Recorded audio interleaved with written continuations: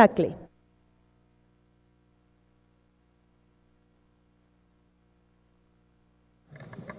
Gracias, presidenta, colegas asambleístas. En la disposición transitoria 20ª de la Constitución se señalaba en su momento un plazo de 5 años para que el denominado SEACES evalúe a todas las universidades del Ecuador, sus carreras, sus programas y posgrados. El mandato constituyente 14, a su vez, de noviembre de 2009, indicaba que el CONEA debía realizar una categorización de las universidades en el Ecuador y en su informe final el CONEA ubica a 26 instituciones de educación superior en la denominada categoría E. Luego tenemos la disposición transitoria de la Ley Orgánica de Educación Superior que habla de que en cumplimiento del mandato constituyente 14, las universidades que estén ubicadas en la categoría E debían someterse a un proceso de evaluación en el plazo de 18 meses a efectos de poder ser nuevamente evaluadas. Aquellas que no pasaran esta nueva evaluación definitivamente tenían que ser suspendidas, como en efecto así ocurrió en su momento cuando el SEACES emitió un nuevo informe en donde sacó algunas de las universidades que inicialmente estuvieron en categoría E y mantuvo a 14 universidades en la categoría E y por lo tanto en la condición ya de universidades suspendidas. Y ahora le corresponde a la Asamblea Nacional, aquellas universidades que fueron en su momento creadas por ley legislativa, obviamente emitir las leyes derogatorias de la creación de estas universidades. Las mismas disposiciones legales luego señalan que en cuanto al patrimonio, si hubiera algún patrimonio remanente luego de las liquidaciones correspondientes, tendrá que ser revertido al sistema de educación superior en el caso de aquellas universidades privadas que recibieron en su momento aportes de dinero público. Y en aquellos casos de universidades particulares que no recibieron aportes de dineros públicos, el patrimonio remanente debe disponerse de la manera como indiquen los estatutos de cada una de estas universidades. Hasta ahí el tema legal que nos ocupa el día de hoy. Quienes realmente nos hemos preocupado buena parte de nuestras vidas por la educación superior en el Ecuador, evidentemente estaremos y estamos de acuerdo en que ciertos principios rijan la vida de nuestras instituciones de educación superior. En primer lugar, obviamente queremos la excelencia académica para estas universidades, para este sistema, y en ese sentido nunca podemos estar de acuerdo que en el Ecuador se mantengan vigentes universidades, como alguien las ha señalado, vende títulos, universidades que no tenían ni los más elementales niveles de calidad. Pero también estamos de acuerdo en que haya un absoluto respeto a la autonomía universitaria, administrativa, financiera y académica en el Ecuador, como lo ocurre en muchas partes del mundo. Estamos de acuerdo y defendemos con mucho vigor la libertad de cátedra y la libertad de la investigación. Creemos de que debe haber una absoluta independencia de injerencias políticas y sobre todo de injerencias partidistas al interior de nuestras universidades públicas y obviamente también particulares. Creemos de que el acceso a la educación superior debe estar disponible para todos los ecuatorianos, independientemente de su condición económica o de cualquier otra condición. Por ello, siempre apoyamos la iniciativa constitucional de la gratuidad de la educación superior en el Ecuador. Pero lo que no podemos estar de acuerdo es que se quiera dirigir qué carreras deben estudiar nuestros estudiantes en las universidades públicas. En eso no estamos ni estaremos de acuerdo. Creemos de que el estudiante debe tener la facultad de elegir lo que quiera estudiar. También hemos señalado en su momento que solamente exámenes de aptitud no son suficientes para garantizar que los estudiantes que finalmente acceden a nuestras universidades puedan hacerlo con éxito puedan efectivamente terminar sus carreras en el tiempo previsto en cada caso. Eso no está ocurriendo porque desgraciadamente, como también lo señalábamos en su momento, la mayoría de los bachilleres que provienen de los sistemas públicos de enseñanza en el Ecuador no tienen la preparación necesaria para cursar adecuadamente estudios universitarios.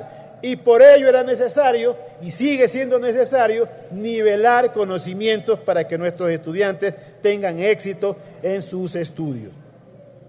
¿Qué es lo que nunca hemos apoyado en la educación superior en el Ecuador? Nunca estuvimos a favor del famoso libre ingreso, que algunas personas defendieron en su momento con mucho ardor, con mucha fuerza. Incluso en esta propia asamblea hay personas que abogaban por esa tesis de libre ingreso. Nunca estuvimos con el denominado gobierno paritario en las universidades.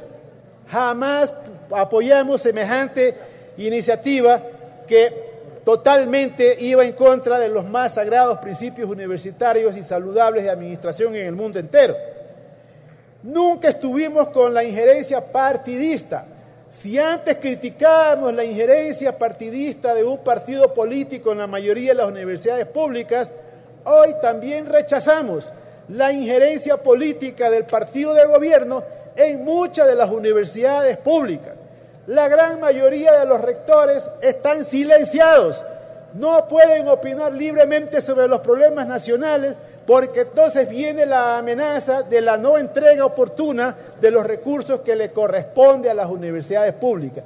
Nosotros no podemos estar de acuerdo con ese tipo de injerencia, como tampoco estamos de acuerdo con algunas disposiciones de la Ley de Educación Superior que en su momento también lo señalábamos como disposiciones totalmente contrarias al buen manejo de la universidad en el mundo entero.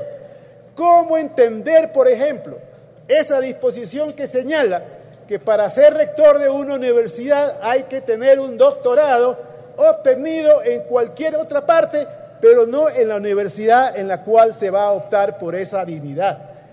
Si esto estuviera vigente en otros países, ¿qué dirían en la Universidad de Harvard, en Cambridge, en la Universidad de Oxford, en la Sorbona de París, en las grandes universidades del mundo, de que gente graduada en sus claustros académicos no podrían ser rectores de esas universidades? Esta es una disposición absurda que no tiene ningún sentido y que ya está causando problemas en el Ecuador.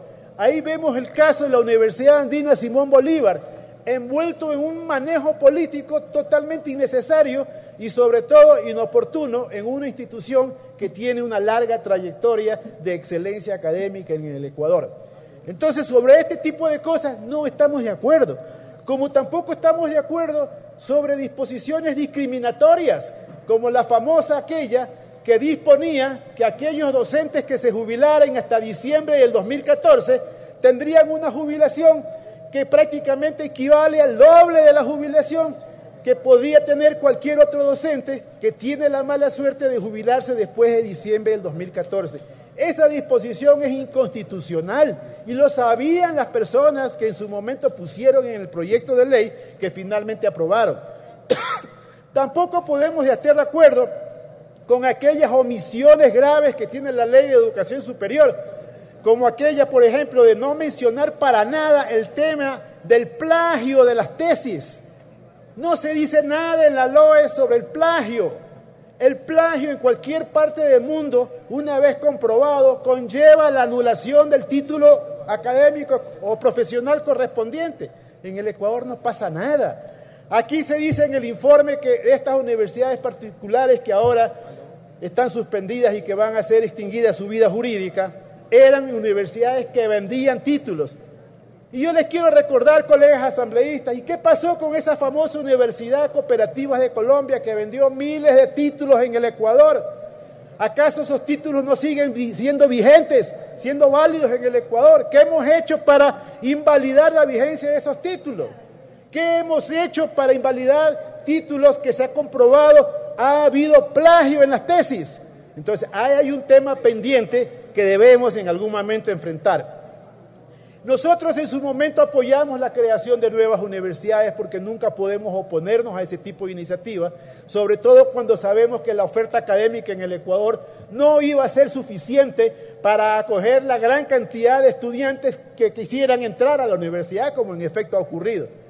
Pero también nunca imaginábamos de que la creación de 4 nuevas universidades iba a significar de que la mayor cantidad de recursos estatales para la educación superior se canalicen solamente a estas 4 universidades en desmedro de las legítimas aspiraciones del resto de las universidades públicas en el Ecuador. Por eso, señores, también nuestra protesta. Y finalmente, con respecto a la extinción de las universidades, lo único que quisiera, Presidenta y colegas asambleístas, a efectos de tomar nuestra posición en el segundo debate, es que se aclare qué pasa con las universidades particulares que no recibieron recursos del Estado, qué pasa si es que existiera un patrimonio remanente, por qué tiene que ir al sistema de educación superior y no de acuerdo a lo que determina el estatuto de cada una de estas universidades. Gracias, Presidenta.